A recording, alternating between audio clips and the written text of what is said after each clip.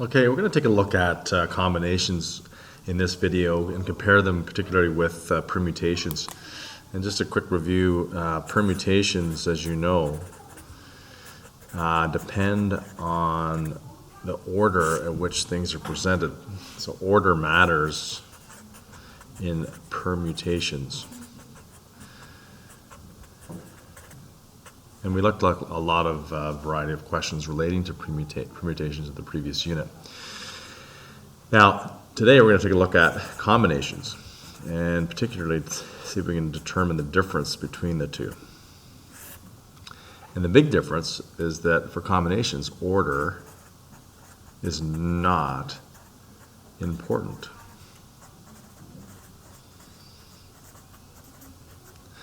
And what does that mean? Well, let me just go through some examples here. If I take a handful of stickers, let's take 3 stickers, and I use them to try to illustrate the difference between the two permutations and combinations.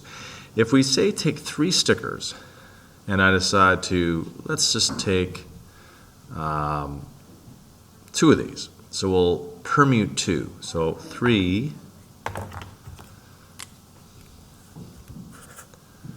P2. So permute 2.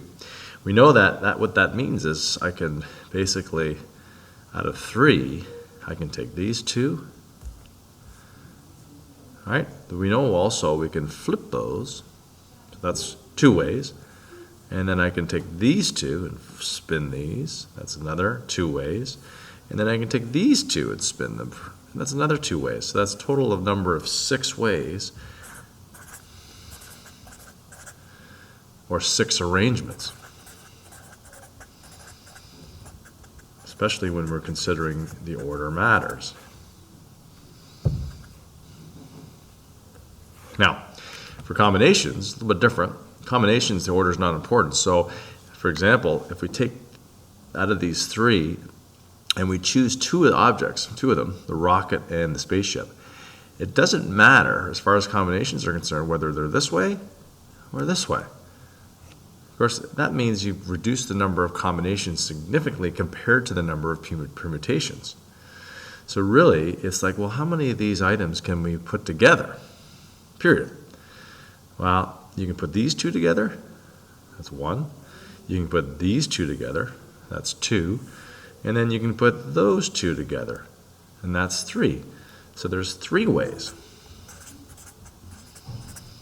Now, interestingly, when you look at this, if we look at the formula, 3p2, that's the same as saying, well, n factorial over n minus r factorial, and that should equal 3 factorial divided by 3 minus 2 factorial, which equals 6. Now, on the other hand, talking about combinations, we only have 3 potential ways. So we'll keep an eye on this and see how, if we can relate this number and this number somehow, and also when we're thinking about the R value as well. So we'll keep that in mind. We've got 6 permutations, 3 combinations with 3 stickers, and we're choosing, of course, 2 each time, whether we're picking them as combinations or permuting 2 of them at a time. So let's take a look at that for 4 stickers.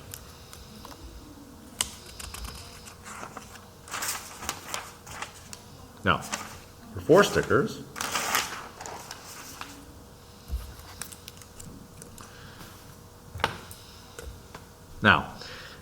stickers, let's choose or permute 3 of them.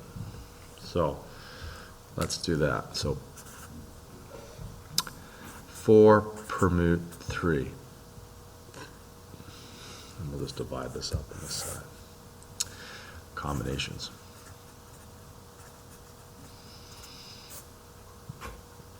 Well, 4 permute 3 you can think of it as, well, here's our 4 stickers. And we know that if we take one of these, we can take these 2 and bring them down. And we can flip those around. And we can change the order of these in the front. And these are all different because the order keeps changing, even though it's the same objects. And so we know how to deal with that. And that is just simply 4 factorial over 4 minus 3 factorial, which is just simply 4 factorial over 1, which is 24. But if you take a look over here, now I'll introduce the notation for combinations. Instead of using P, you probably would expect to use C, and you'd be right. So if we say, okay, we've got 4 stickers, and we're going to find out how many combinations we can make if we choose 3 of those stickers. So subtle difference, just obviously the letter is the difference. So we'll move those stickers over here and say, okay, we've got 4 stickers, we're choosing 3 of these stickers, and the order doesn't matter. So once they're together, that's a combination. Whether they're in a different order, it doesn't matter. So let's say I take the rocket ship first, and then I take these 2. There's one combination, and I can take this back and bring this person down, the astronaut, and that's another combination. And I can bring this guy up and bring this guy down, the actual planet, for another combination. Now, that's it for the number of combinations we can have with 3 other items with this rocket ship. Now, let's bring this back up. Let's say we bring this spaceship down. We've already had a combination with the rocket ship, so we don't want to bring that back down again because we've already gone through that. So that leaves only these 2 left, which is 4. 4 ways, 4 combinations. If I start bringing this back down, we've already kind of covered that already. We've already put the rocket ship with all the other ones already. We've already taken those combinations already. So that's it. So 4 versus 24. And again, if you take a look at the R and you compare that to the previous example, it's like, well, 24 divided by 4 is 6. How does 3 relate to 6? Well, quite possibly 3 factorial could represent that difference. And in fact, if you did it again, you might want to pause the video and try it with 5 objects just to see if this is actually true. Now, you pause the video and give that a try. I'll just keep going. Now, it is true. For our combinations, we basically are discounting or getting rid of the fact that you can rotate or change the order of those objects. So when you think of a combination,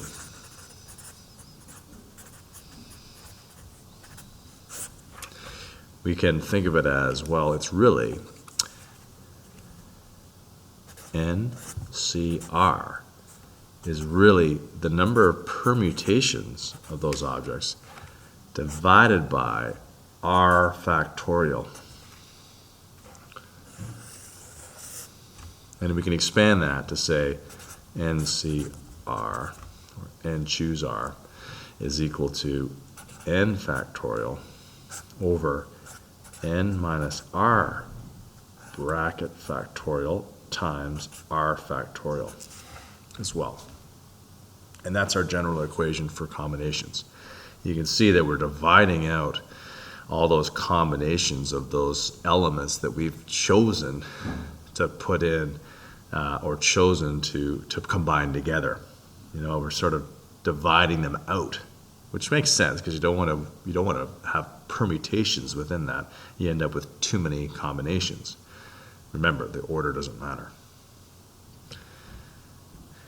So I'm going to pause now, and I'll upload another video just going through some examples. Take a look at some examples. The first one, how many ways can 5 people fill the positions of president, vice president, and secretary? Well, we've seen that one before. This is a permutation question.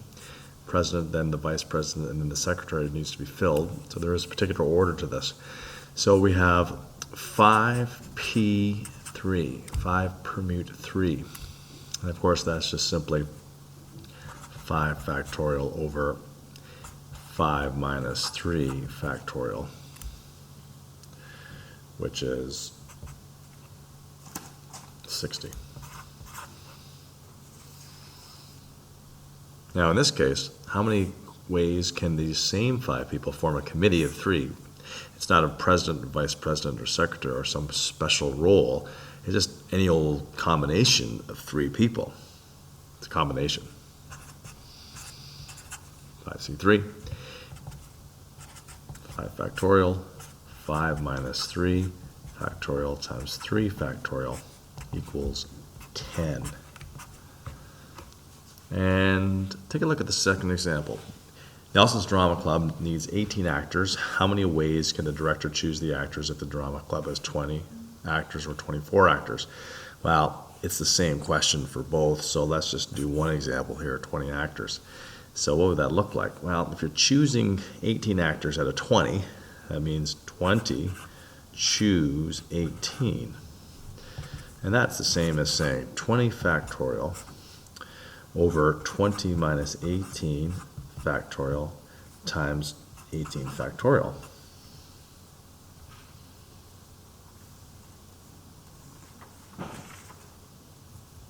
Which is 134,596, or 134,596.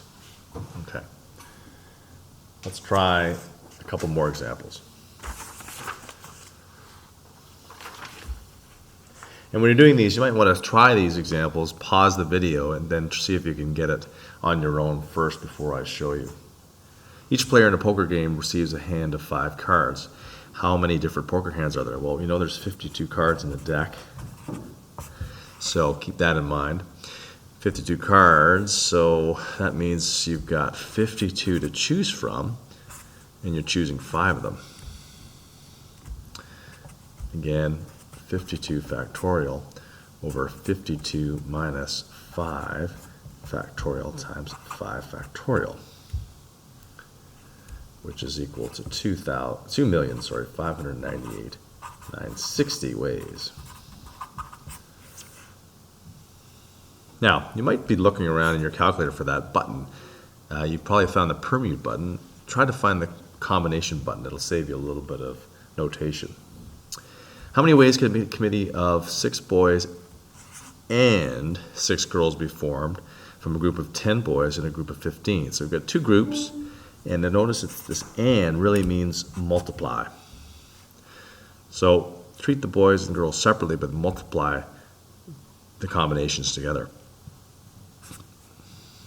10, choose 6 times 15, choose 6, which is equal to 1,051,050.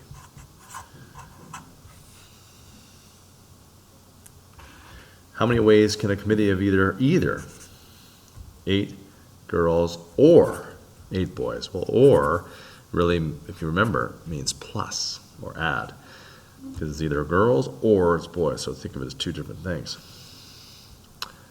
8 girls, well, how many combinations do we have with 8 girls? First, well, let's go 15 choose 8, and then plus 10 choose 8. And that's equal to 6,480. Here's a little different one. How many ways can the committee of 12 be composed of entirely females? Well, that's really just looking at then from the pool of female candidates, which we have 15 of them. So therefore, that's just simply 15, choose 12 for the females. But for the males, well, if we're trying to find a committee of 12, we only have 10 boys. You can't do it.